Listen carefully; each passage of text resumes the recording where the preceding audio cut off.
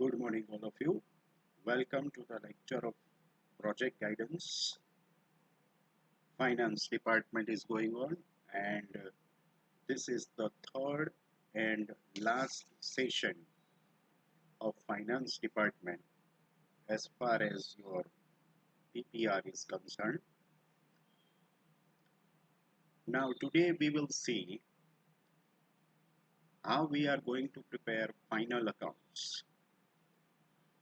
See, already in my previous lecture, I have given you guidance on how to fill up various tables starting from table A to M. Those were the necessary calculations, and these calculations are useful in the preparation of final accounts. હવે આપણે કોઈ નવા calculation તો કરવાના છે નહીં, right? Whatever figures we have filled up on in those tables are to be carried forward in this final accounts. પહેલું જ કહી દઉં કે તમારે ફાઇનલ અકાઉન્ટ્સમાં trading account, profit and loss account અને બેલેન્સ શીટ આ ત્રણ બનાવવાના છે. ઓકે, અને 3 વર્ષ માટે બનાવવાના છે.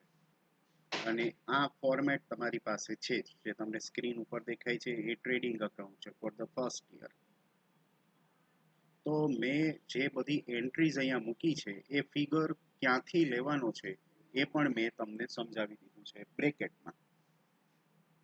ફોર એક્ઝામ્પલ જો અહીંયા લખ્યું છે કે ડેબિટ સાઇડ રો મટીરિયલ્સનો ઓપનિંગ સ્ટોક, તો ફર્સ્ટ યર જે હોય ત્યારે રો મટીરિયલ્સનો કે ફિનિશ ગુડ્સનો ઓપનિંગ સ્ટોક ના હોય, એ તમને ખબર જ છે, રાઈટ? એટલે અહીંયા આગળ બે જગ્યાએ તમે ડેશ મૂકી દો પહેલા વર્ષમાં, કારણ કે પહેલા વર્ષમાં બેમાંથી એકનો ઓપનિંગ સ્ટોક હશે નહીં. એટલે પછી આવે છે પરચેસ. પરચેસની બાજુમાં જો બ્રેકેટમાં શું લખ્યું છે, ક્યાંથી લેવાનું છે પરચેસ, તો કે table be multiplied by purchase price. એટલે એના માટે તમારે જવાનું ટેબલ બીમાં. આપણે ટેબલ બીમાં જઈએ, હિયર ઇટ ઇઝ. તો જો ટેબલ બી આ રહ્યું અહીંયા તમારી સામે દેખાય છે. અહીંયા ફર્સ્ટ યર એમાં પરચેસની સામે કેટલા લેખા છે, 12,000. આ ક્વોન્ટિટી છે, રાઈટ? આ ટેબલ આપણે યુનિટ્સમાં બનાવેલું હતું, એટલે આ રૂપીઝ નથી, ક્વોન્ટિટી છે. ફોર એક્ઝામ્પલ 12,000 કિલોગ્રામ્સ છે. 1 કિલોના ફોર એક્ઝામ્પલ 10 રૂપીઝ હોય, તો 12,000 ઇન્ટુ 10 રૂપીઝ કરી અને અહીંયા આગળ તમારે 1,20,000 આ રીતે મૂકી દેવાના રહેશે, બરાબર? આ જ રીતે સેકન્ડ યરમાં, થર્ડ યરમાં ફોર્મ્યુલા ત્રણેય વર્ષ માટે સરખી જ રહેશે. એ રીતે સપોઝ અહીંયા નેક્સ્ટ એન્ટ્રી યુટિલિટીઝ છે, તો ટેબલ જે, તો ટેબલ જેમાં તમને યુટિલિટીઝ મળશે. ફર્સ્ટ યરની સામે જે ફિગર હોય એ તમારે ટોટલ જ અહીંયા લઈ લેવાનું રહે. એને સેલેરી એન્ડ વેજીસ એ પણ તમને ત્યાંથી મળશે ટેબલ જે. સેલ્સ અને ક્લોઝિંગ સ્ટોક, હા, ક્લોઝિંગ સ્ટોક હોય તો ક્લોઝિંગ સ્ટોકનો ફિગર લેવાનો છે. ઓપનિંગ સ્ટોક હોય તો નેક્સ્ટ યર ક્લોઝિંગ સ્ટોક આગલા વર્ષનો જે છે એ જ નેક્સ્ટ યર ઓપનિંગ સ્ટોકમાં જવાનો છે. બધા મેં બ્રેકેટમાં સ્પેસિફાય કરી દીધું છે. એ જ રીતે નેક્સ્ટ યર અહીંયા પ્રોફિટ એન્ડ લોસ અકાઉન્ટમાં પણ એ જ રીતે છે. મેં અહીંયા આગળ બધા ફિગર્સ ક્યાંથી લેવાના છે એનું ટેબલ નંબર સ્પેસિફાય કરી દીધો છે, બરાબર છે? અહીંયા એક નવી એન્ટ્રી છે પ્રોફિટ એન્ડ લોસ અકાઉન્ટમાં. ડેબિટ સાઇડ તમે જુઓ તો આ વાળી entry, to interest on capital. અહીંયા તમારે ઓન કેપિટલ જે છે એના 4% ઇન્ટરેસ્ટ લેવાનું છે. ઓન કેપિટલના 4%. ઓન કેપિટલ ક્યાંથી મળશે, તો તમે આગળ જે કેલ્ક્યુલેશન્સ કરેલા એમાં એક જગ્યાએ ટોટલ ઇન્વેસ્ટમેન્ટ આવે છે, આ રહ્યું, આ વાળું. એમાં જો ઓન કેપિટલ 60% અને બોરોડ કેપિટલ 40% રાખી હતી, રાઈટ? તો અહીંયા ઓન કેપિટલ જે મળી હતી જેની અમાઉન્ટ આપણે પછી ટેબલમાં મૂકી હતી. અહીંયા આગળ 3 કરોડ છે ફોર એક્ઝામ્પલ, તો 3 કરોડના 4 લાખ કરી અને તમારી interest on capital profit and loss અકાઉન્ટમાં અહીંયા મૂકવાનું છે. પછી ઇન્ટરેસ્ટ ઓન લોન છે તો એ તમને ટેબલ જી માંથી મળી જશે. આપણે લોન રીપેમેન્ટ શેડ્યુલ બનાવેલું ટેબલ જી, અને એમાં ઇન્ટરેસ્ટની જે અમાઉન્ટ હોય ફર્સ્ટ યરની અમાઉન્ટ ફર્સ્ટ યરમાં, સેકન્ડ યરની અમાઉન્ટ સેકન્ડ યરમાં, એન્ડ સો ઓન. ઓકે, હવે to preliminary expenses written off. આ અમાઉન્ટ કઈ રીતે આવે છે તો કે આપણે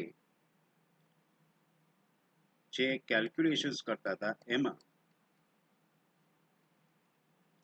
પ્રિલિમિનરી એક્સપેન્સનું આ ટેબલ બનાવેલું હતું કે જેમાં મેં તમને રેન્જ આપેલી છે. જો 5 to 10 લાખ ફોર એક્ઝામ્પલ, તમે તમારા પ્રિલિમિનરી એક્સપેન્સીસ 10 લાખ રાખ્યા છે તો 10 lakh divided by 10 years. Preliminary expense છે ને એ 10 વર્ષમાં રાઇટ ઓફ કરવાના હોય as per the tax rules, right? તો 10 લાખ તમે રાખ્યા છે ફોર એક્ઝામ્પલ, તો 10 લાખ ડિવાઇડેડ બાય 10 યર્સ કરી અને હવે અમાઉન્ટ આવે 1 લાખ, તો બધા વર્ષમાં preliminary expense 1 lakh profit and loss અકાઉન્ટમાં મૂકવાના. ફર્સ્ટ યરમાં 1 લાખ, સેકન્ડ યરમાં 1 લાખ અને થર્ડ યરમાં પણ 1 લાખ, રાઈટ? ગ્રોસ પ્રોફિટ આ સાઈડથી આવી જશે. અહીંયા આગળ પ્રોવિઝન ફોર ટેક્સીસ 30%. આ 30% કોના કરવાના તો કે તમે અહીંથી profit and loss account close કરો, અહીંયા ટોટલ કરી અને અહીંયા મૂકો. પછી અહીંયા નેટ પ્રોફિટ વધે, એ જે નેટ પ્રોફિટ તમને કેલ્ક્યુલેટરમાં મળે એના 30% કરીને પહેલા અહીંયા મૂકી દેવાના. માની લો કે નેટ પ્રોફિટ 1 લાખ આવ્યો છે તો 1 લાખના 30% કરી અહીંયા 30,000 મૂકી દેવાના, અને પછી જે વધે એ નેટ પ્રોફિટની સામે મૂકી દેવાના. બરાબર છે? એ રીતે તમારું પ્રોફિટ એન્ડ લોસ અકાઉન્ટ બનશે. બેલેન્સ શીટ, અહીંયા આગળ ઓપનિંગ કેપિટલ એટલે તમારી ઓન કેપિટલ જે છે એ, આ ઓપનિંગ કેપિટલ ફોર એક્ઝામ્પલ આપણા કેસમાં 3 કરોડ હતી તો એ અહીંયા મૂકો. ઇન્ટરેસ્ટ ઓન કેપિટલ તમે જે 4% પ્રમાણે ઇન્ટરેસ્ટ ગણ્યું એ અહીંયા મૂકો. નેટ પ્રોફિટ આવ્યો હોય તો એડ કરો, લોસ આવ્યો હોય તો માઇનસ કરો, અને આ જે છે ક્લોઝિંગ કેપિટલ અહીંયા આગળ આઉટર કોલમમાં મૂકી દો. બેંક લોન ટેબલ જી માંથી. હવે જુઓ અહીંયા ક્રેડિટર્સ અને બિલ્સ પેયેબલ, તમારું જે ટોટલ પરચેઝ હોય એનો 20% ક્રેડિટ પરચેઝ આપણે અઝ્યુમ કરીને મૂકવાનું છે. બરાબર? એટલે ટ્રેડિંગ અકાઉન્ટમાં અહીંયા ઉપર જે આપણે ટ્રેડિંગ અકાઉન્ટ બનાવ્યું એમાં અહીંયા આગળ જે આ ટોટલ પરચેઝ આવ્યું હોય, ફોર એક્ઝામ્પલ અહીંયા મેં 1,20,000 લખ્યા છે, તો 1,20,000 ના 20% અહીંયા ક્રેડિટર્સમાં મૂકવાના થશે. ટ્રેડિંગ અકાઉન્ટમાં તમે પરચેઝની સામે જે અમાઉન્ટ મૂકશો એના તમારે 20% કરી અને ક્રેડિટર્સ મૂકવાના, અને ક્રેડિટર્સની જે અમાઉન્ટ આવે એના 10% કરીને બિલ્સ પેયેબલમાં અહીંયા સામે મૂકી દેવાના છે. ઓકે, પ્રોફિટ એન્ડ લોસ અકાઉન્ટમાં જે પ્રોવિઝન ફોર ટેક્સીસ આપણે 30% કર્યું એ same to same provision for taxes અહીંયા મૂકવાનું છે. ધારો કે ત્યાં આગળ 30% પ્રમાણે 30,000 પ્રોવિઝન ફોર ટેક્સ આવ્યું હોય પ્રોફિટ એન્ડ લોસ અકાઉન્ટમાં, તો અહીંયા આગળ એ same amount 30,000 liability side mention કરવાની છે. બરાબર છે? એ જ રીતે તમે અસેટ સાઇડ આવો તો અહીંયા આગળ આ બધું સમજાઈ જશે તમને. લેન્ડ એન્ડ બિલ્ડિંગ ક્યાંથી લેવાનું, C1 C2 3 C4 C5 એ બધું યર 1 નું લેવાનું, યર 2 નું યર 2 માં લેવાનું, યર 3 નું યર 3 માં લેવાનું છે, રાઈટ? ક્લોઝિંગ સ્ટોક અહીંયા ટ્રેડિંગ અકાઉન્ટમાં જે હશે એ જ તમે અહીંયા મૂકશો. એ જ રીતે ડેટર્સ તમારે કેટલા લેવાના છે તો કે 40% ઓફ સેલ્સ. ટ્રેડિંગ અકાઉન્ટમાં તમે જે સેલ્સ લખ્યું હોય એ સેલ્સના 40% ક્રેડિટ સેલ્સ ગણી અહીંયા ડેટર્સની અમાઉન્ટ મૂકજો, અને ડેટર્સની અમાઉન્ટના 10% જે છે એ તમે અહીંયા બિલ્સ રિસીવેબલની સામે મૂકજો. એ બધું બ્રેકેટમાં મેં તમને સમજાઈ જાય એ જ રીતે મૂકેલું છે, તમને ક્યાંય એમાં નહીં વાંધો આવે.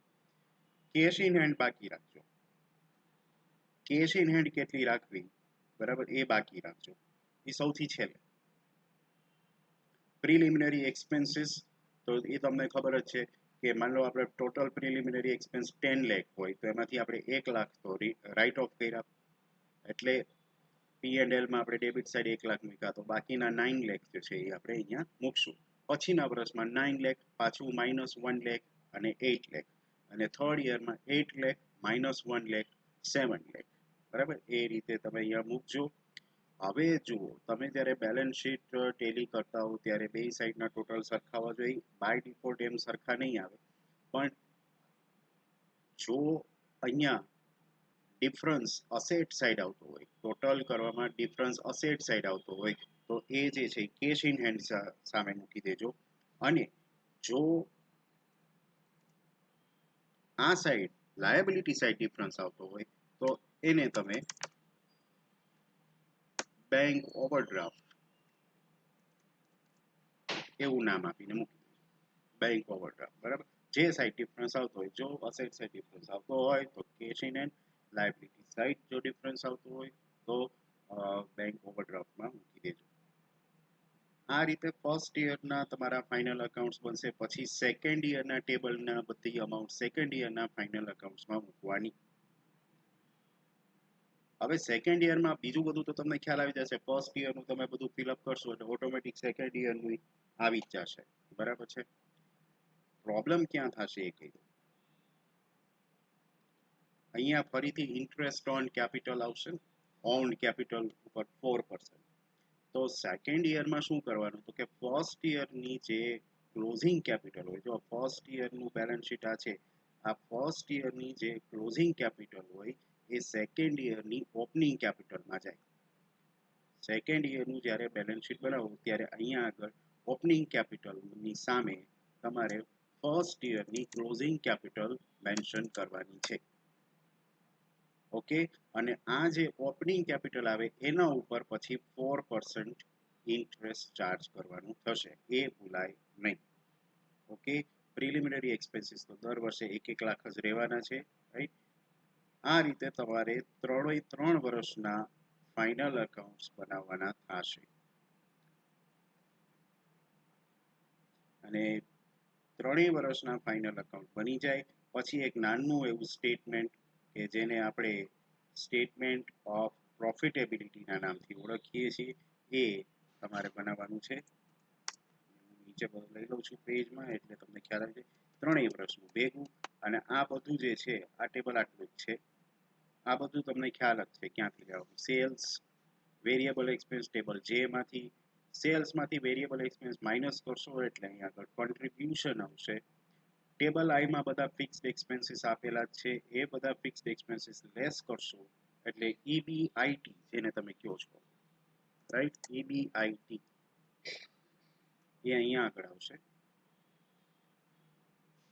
એમાંથી ઇન્ટરેસ્ટ ઓન લોન પહેલા જે તમે ટેબલ જી માં બતાવ્યું છે એ માઇનસ કરજો, એટલે પછી તમને EBT મળશે. તમે ક્યાંક ને ક્યાંક લિવરેજ એનાલિસિસમાં આ બધું કરી ગયા હશો.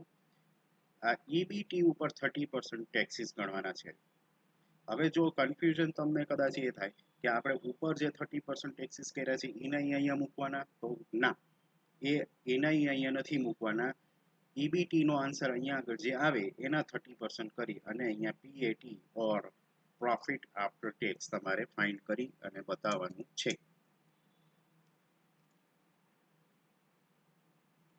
ઓકે, તો આ રીતે તમારું જે ફાઇનાન્સ ડિપાર્ટમેન્ટ છે તમારા PPR નું, એ અહીંયા સ્ટેટમેન્ટ ઓફ પ્રોફિટેબિલિટી પૂરું થાય એ સાથે તમારું એ ફાઇનાન્સ ડિપાર્ટમેન્ટ પૂરું થઈ જશે. અહીંયા આગળ મારે જે તમને ગાઈડન્સ આપવાનું હતું related to the finance department એ પૂરું થાય છે. તમે તમારી રીતે બધા ટેબલ્સ ફિલઅપ કરવા જ માંડ્યા હશો, અને જ્યાં ક્યાંય પણ એવું લાગે કે અહીંયા આગળ મારે રેટ પૂછવાના છે તો તમે માર્કેટ રિસર્ચ પણ કરવા જ માંડ્યા હશો. બરાબર છે, પણ હું ફરીથી કહી દઉં, તમે જે કંઈ પણ અમાઉન્ટ્સ એમાં લ્યો એ અમાઉન્ટ્સ રિયલિસ્ટિક હોવી જોશે. It should not be artificially high or low. માર્કેટમાં જે રેટ ચાલતો એની આજુબાજુ 10% અપ 10% ડાઉન એ રેન્જમાં ચાલે. બહુ વધારે પડતું મોટું વેરિએશન ન આવવું જોઈએ. બરાબર, સેલિંગ પ્રાઇસ તમે ડિસાઇડ કરો છો તો એ પણ રિઝનેબલ જ હોવી જોઈએ. ફોર એક્ઝામ્પલ તમે વેફર નો પ્રોજેક્ટ બનાવો છો, કોઈ સ્ટુડન્ટ વેફર ઉપર પ્રોજેક્ટ બનાવતી હોય, બરાબર, તો વેફરનું 100 ગ્રામનું એક પેકેટ 10 રૂપિયાનું આવતું હોય, એની બદલે તમારી પ્રાઇસ 80 રૂપિયા આવતી હોય તો કોણ લે, બરાબર? એટલે તમે 80 રૂપીસમાં સેલ ન કરી શકો. એટલે આટલી બધી એમ્બિગ્યુઇટી ન હોવી જોઈએ, આટલું બધું પેલું વેરિએશન ન હોવું જોઈએ. Okay, so here we come to the end of our finance department. I hope all of you have understood everything in finance department. પણ આ બધું જે સમજાઈ જાય છે ત્યારે તમે અમાઉન્ટ્સ મૂકવા માંડશો એટલે ધીમે ધીમે ધીમે ધીમે કોઈ કોઈ જગ્યાએ તમને એમાં પ્રોબ્લેમ્સ આવી શકે છે, right? So for any queries you can contact me, બરાબર, during college time. During college time 8 થી 1:30 ની વચ્ચે તમે મને મેસેજ થ્રુ અથવા કોલ થ્રુ એ પૂછી શકો છો. હું જો લેક્ચરમાં હઈશ તો તમારો કોલ રિસીવ નહીં કરી શકું, otherwise I would definitely answer to you. Okay, all the best to all of you.